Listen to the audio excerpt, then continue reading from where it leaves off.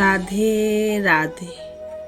আজ আমরা শুনব ভগবান শ্রীকৃষ্ণের বাল্যকালের সেই রহস্যময় ও বিস্ময়কর লীলা, যেখানে স্বয়ং সৃষ্টির দেবতা ব্রহ্মা বিভ্রান্ত হয়ে পড়েছিলেন।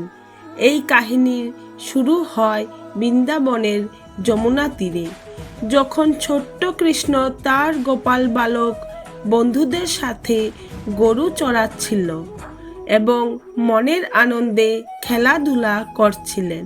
সেই দিন কৃষ্ণ তার বন্ধুদের সাথে বনের মধ্যে বসে একে অপরের উচ্ছিষ্ট খাবার ভাগ করে খাচ্ছিলেন এবং খুব সাধারণ এক অবোধ শিশুর মতো ধুলোবালিতে মেতে ছিলেন। আকাশ থেকে এই দৃশ্য দেখে ব্রহ্মার মনে এক গভীর সন্দেহ জাগল।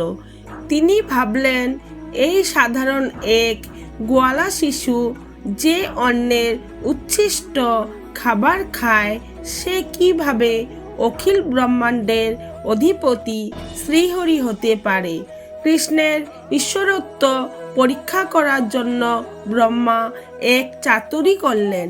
কৃষ্ণ যখন সখাদের সাথে খেলায় মগ্ন ছিলেন, তখন ব্রহ্মা তার মায়া শক্তি দিয়ে কৃষ্ণের সব বন্ধু এবং শত শত গরু বাছুরকে অপহরণ করে নিয়ে গেলেন এবং ব্রহ্মলোকের এক সুগভীর ও অন্ধকার গুহায় তাদের যোগনিদ্রায় আচ্ছন্ন করে রাখলেন।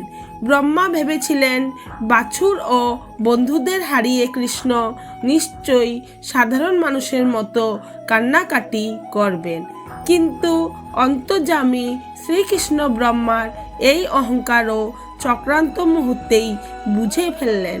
তিনি চাইলেন ব্রহ্মাকে এক চরম শিক্ষা দিতে হবে। কৃষ্ণ তখন এক অসাধ্য ও অলৌকিক লীলা করলেন। তিনি নিজেই নিজেকে শত শত ভাগে বিভক্ত করলেন।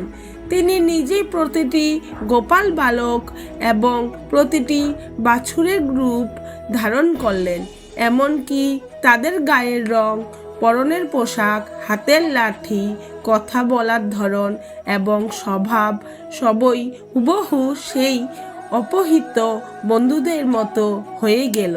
কৃষ্ণ একাই এক বিশাল বাহিনী হয়ে সন্ধ্যায় বৃন্দাবনে ফিরে গেলেন।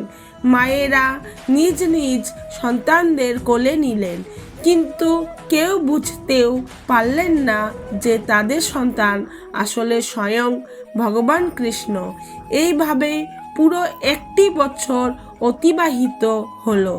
1 বছর পর ব্রহ্মা যখন আবার মর্তে ফিরে এলেন, তিনি যা দেখলেন তাতে তার পায়ের নিচের মাটি সরে গেল।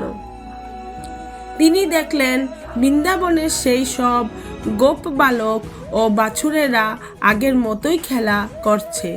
ব্রহ্মা চমকে উঠলেন, কারণ তার গুহায় তো সবাই ঘুমিয়ে আছে। বিভ্রান্ত ব্রহ্মা যখন ধ্যানমগ্ন হয়ে দেখলেন, তখন তিনি এক অবিশ্বাস্য দৃশ্য প্রত্যক্ষ করলেন। তিনি দেখলেন প্রতিটি শিশুর ভেতরে এবং প্রতিটি বাছুরের রোমকূপে স্বয়ং চতুর্ভুজ নারায়ণ বিরাজ করছেন। ব্রহ্মা বুঝতে পারলেন যে তিনি যার শক্তির পরীক্ষা করতে চেয়েছিলেন, সেই কৃষ্ণ আসলে ব্রহ্মাণ্ডের আদি ও অন্ত।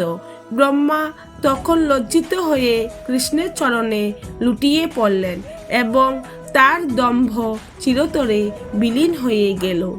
এই কাহিনী আমাদের শেখায় যে আমাদের এই ক্ষুদ্র বুদ্ধি দিয়ে কখনো পরম সত্যকে বিচার করা সম্ভব নয়।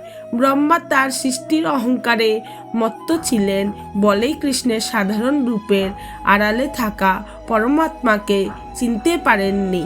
আমরা অনেক সময় অন্যের দোষ খুঁজতে ব্যস্ত থাকি, কিন্তু নিজের ভেতরটা দেখতে ভুলে যাই। পৃথিবী যেমন আমরা দেখি তেমনই হয়ে ওঠে।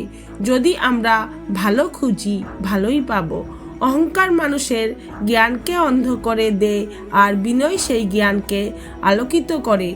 যার হৃদয়ে বিনয় আছে সেই আসলে সত্যিকারের জ্ঞানী। আমরা যদি আমাদের মনের অহংকার ত্যাগ করে সব কিছুকে শ্রদ্ধার সাথে দেখি, তবেই জীবনের গূঢ় রহস্যগুলো বুঝতে পারবো। অন্যের খুঁত ধরার বদলে যদি আমরা নিজেদের দেখার দৃষ্টিভঙ্গি পাল্টাই, তবে দেখব পৃথিবীর সব কিছুর মধ্যেই সেই পরমেশ্বরের আলো জ্বলছে। মনে রাখবেন, পৃথিবীটা একটা আয়নার মতো। আপনি যদি বিনয়ী হন, তবে জগৎ আপনাকে সঠিক পথ দেখাবে।